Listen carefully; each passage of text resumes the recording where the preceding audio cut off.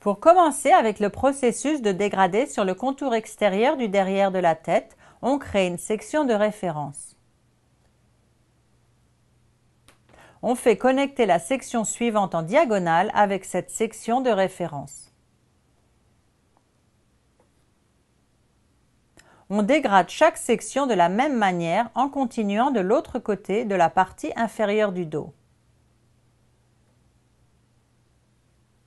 En commençant au niveau de l'occiput, on étend la section de référence en un mouvement montant.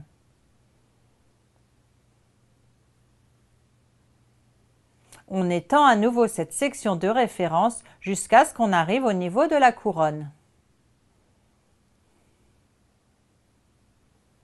On fait connecter chaque section à la section précédente que l'on utilise comme section de référence de déplacement. À nouveau, on étend la ligne de coupe jusqu'à ce qu'on arrive au niveau de la couronne. On continue le même processus de dégradé sur toute la région du dos.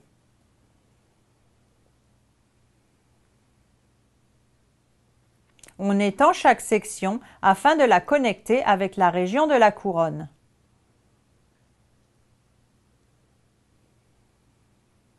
On continue ce processus de dégradé vertical jusqu'à l'autre côté.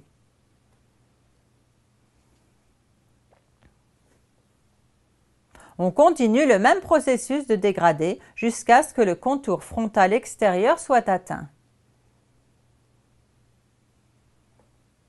En arrivant de l'autre côté, on continue le dégradé vertical de la région du dos de l'autre côté.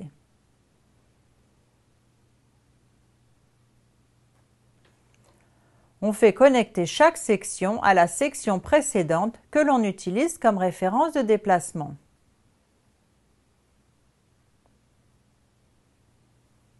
On continue le même processus de dégradé jusqu'à ce qu'on arrive sur le contour frontal.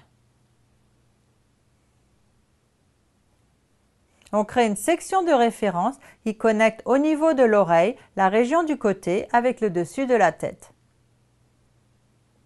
On continue la section de référence sur tout le dessus de la tête vers l'autre côté. On utilise une forte redirection afin de garder de la longueur et de l'ampleur sur le contour extérieur. On fait connecter chaque section avec la section précédente afin de créer des mèches plus lourdes de ce côté. On coupe le contour du front à un fort angle afin d'apporter de l'ampleur. On utilise la méthode de coupe à main libre pour casser la ligne droite du contour extérieur frontal. On définit le contour extérieur du derrière de la tête en utilisant le rasoir électrique.